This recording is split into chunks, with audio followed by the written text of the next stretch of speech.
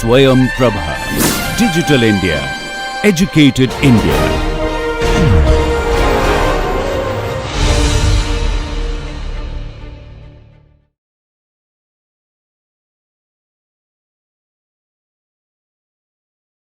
My subject here is history of education among Anglo-Indians.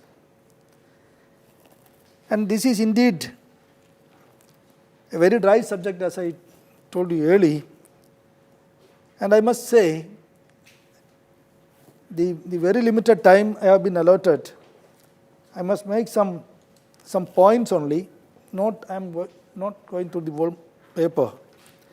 You know that in what circumstances the Europeans came here.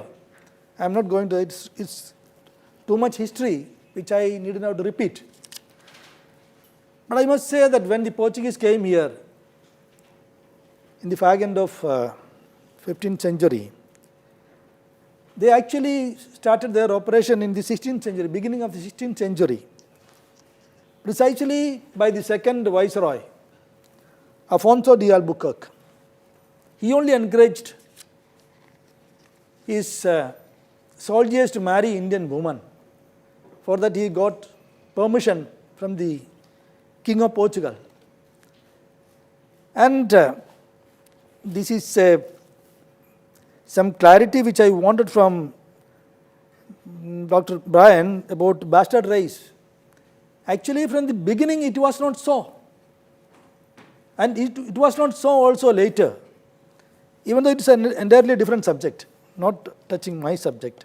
Because from the very first fleet of the Portuguese, priests came along with them.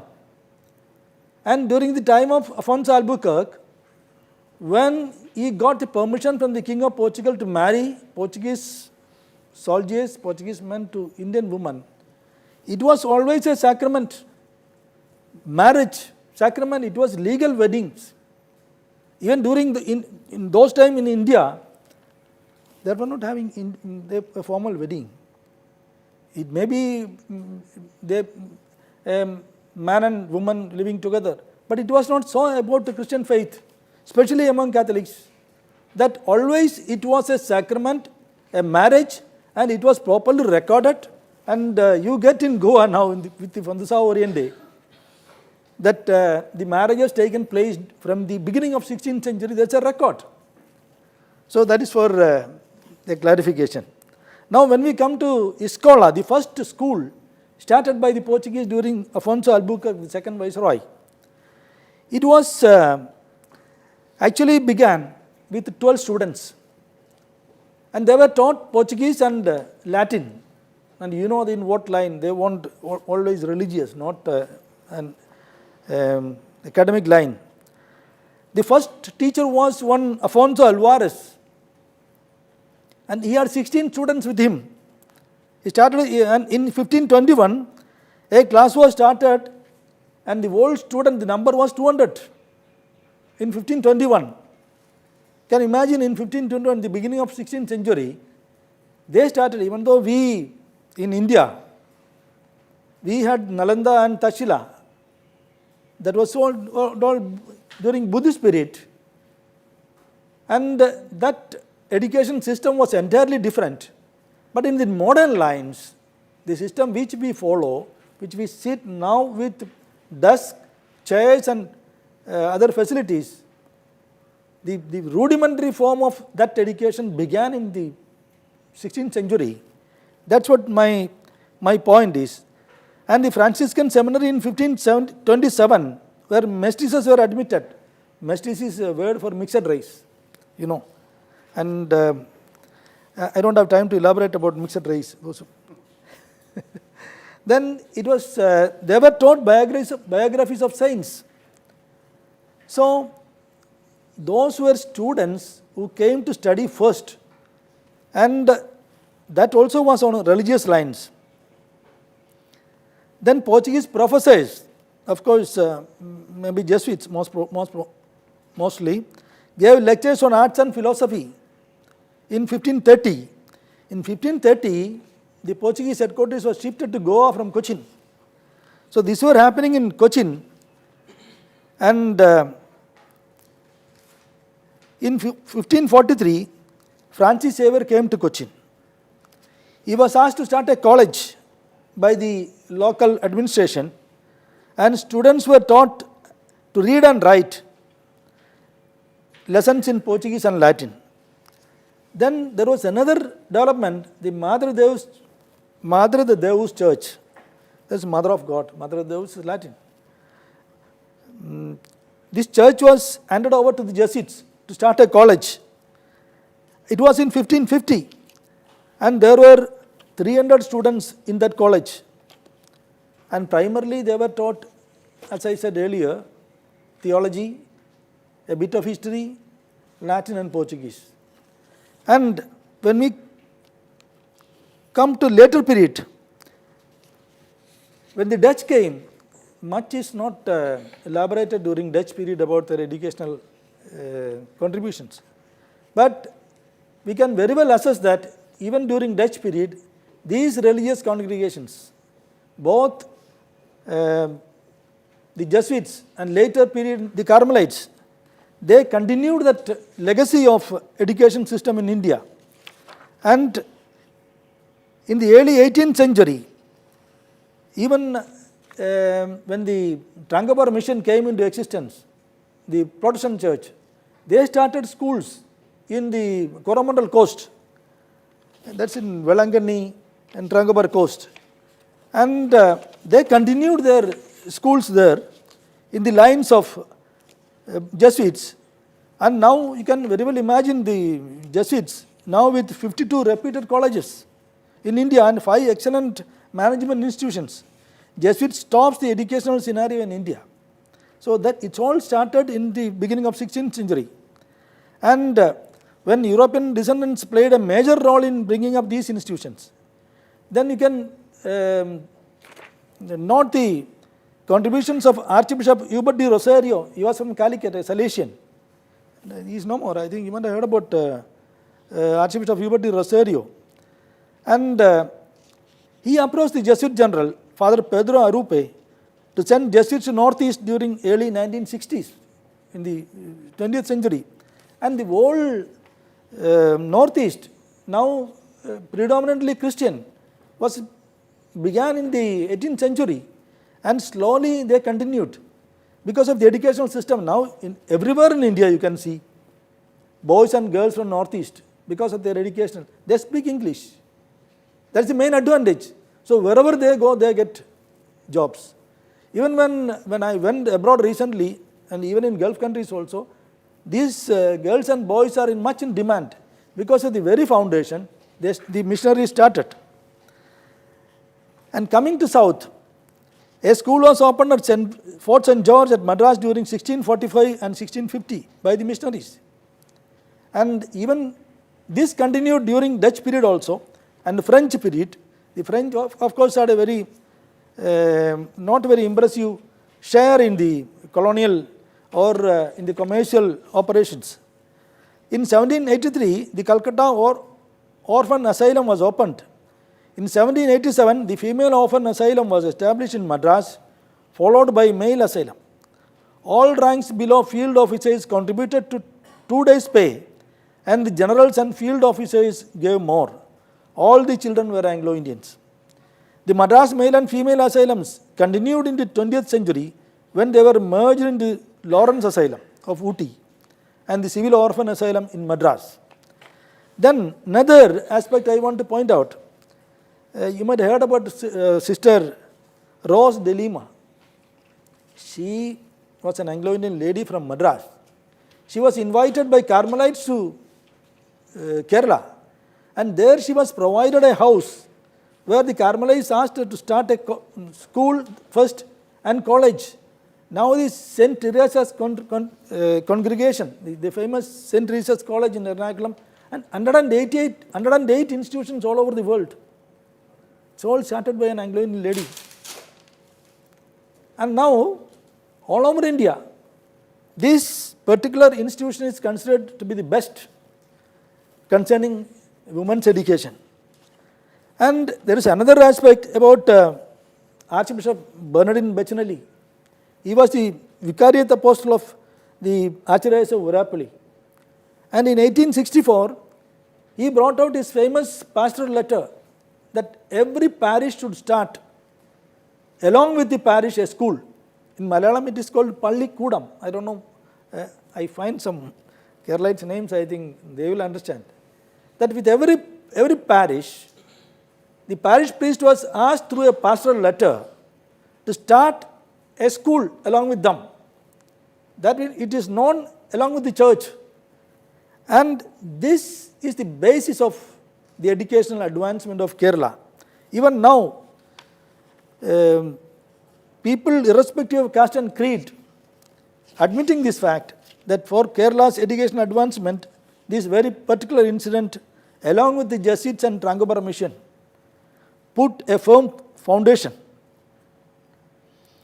Again, there is a brilliant example of Thomas Parker. I think Dr. Brian will remember Thomas Parker, and now the Christ Church Anglo-Indian Higher Secondary School is the final outcome of this very, very old establishment which was established in 1842. Thomas Parker, he, in a very humble beginning, he brought out this school with his own money. He gave his buildings, and now this is a famous school. Then another example is St. George Cathedral School. Then, because of the time,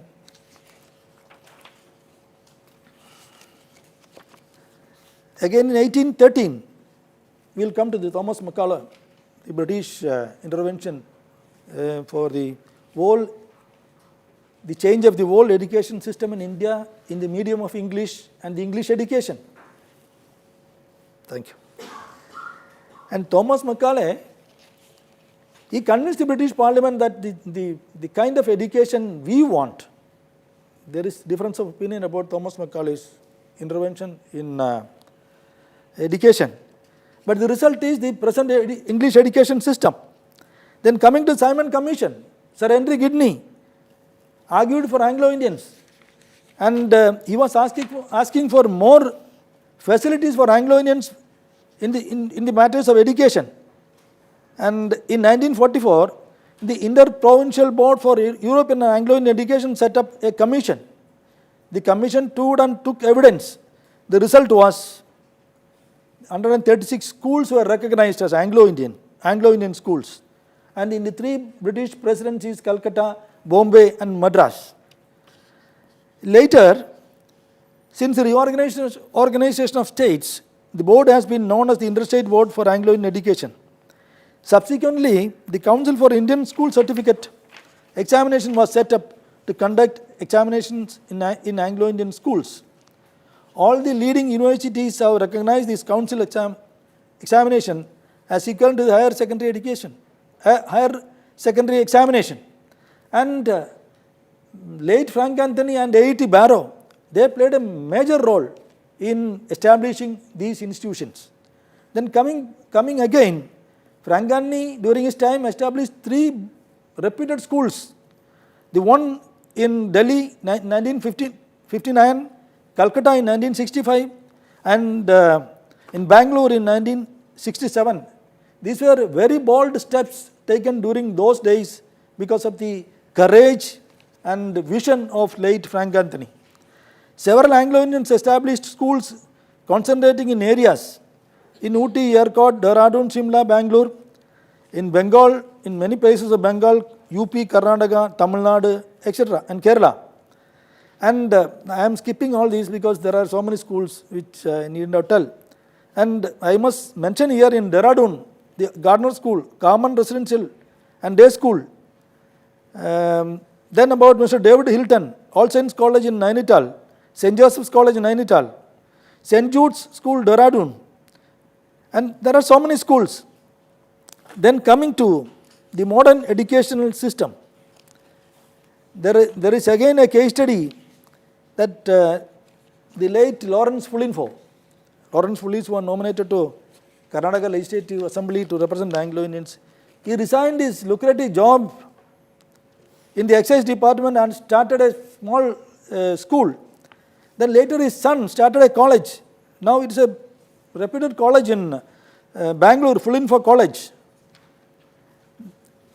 Then there is a wrong notion about reservations. The example is in Kerala, the nominated MLAs, they are approached the government that these are schools up to higher secondary and few colleges established by Anglo-Indians. And they were pioneers in those areas. And these nominated MLAs, they first wanted reserved seat on special reservation basis in MBBS, BDS, engineering, agriculture, BSc nursing, BSc MLT, B.Pharm, polytechnics, IIT, etc. Following this example in Karnataka, Tamil Nadu and Andhra Pradesh, the MLAs approached those governments, and in Andhra they got 100 engineering seats, 1 medical, 1 dental, MBA, MCA, so many, altogether 185 seats for Anglo-Indians for special reservation. It is not on any backward class tag or nothing. But the unfortunate situation was that certain associations, or Anglo-Indian associations, told that no, these were earned by those MLAs. Our association people won't accept those seats. So these are very strange approaches. Whereas in Kerala, when we secured our first MBBS seat in 1978, it was a girl from that association which sent that circular, accepted that seat, the one seat. And now you know that one MBBS seat is costing in a private college minimum 60 lakhs. And that nowadays they said they don't want. So these kind of approach are there. I know. Thank you. So what I am trying to tell is that Anglo-Indians have to make use of these special reservations for educational advancement. And while I was a member in the 15th Lok Sabha, I used to meet chief ministers in Central Hall of the Parliament. And when I approached a chief minister, I asked him, sir, you see, in your state also there are Anglo-Indians. In Kerala, Andhra Pradesh, Tamil Nadu and Karnataka, the Anglo-Indians have got special reserved seats on special reservation. Then he asked me, why don't you tell your people in my state to approach me? I am prepared to allocate seats for them. When I wrote to those MLAs and presidents, they were not prepared to approach. See, this is a very strange situation. And in the effort for educational advancement, all these efforts which I have mentioned were done by visionaries. And now the scene is these institutions are made use of by other communities, not by Anglo-Indians. See, we have got 11 schools in our state, Kerala. And I was secretary to that school board for 7 years. And the percentage of students in our schools is from 7 to 10%. And in one school, it is 15%. See, the schools are, the facilities are used by other communities as today Mr. Pillai has rightly pointed out, the accent, the English accent, they can correct only when Anglo-Indian teachers handle the classes in primary level. And that's an advantage for us. I don't know how far we can maintain that. Even for that matter, Mr. L.K. Advani, some years back when he attended as chief guest in the 50th year of Delhi Archdiocese, he mentioned that I got my foundation in English as well as my character from my college, from my institutions. And I am especially thankful to the Christian community for organizing these educational institutions. Christian education means those days, the schools mainly had Anglo-Indian teachers.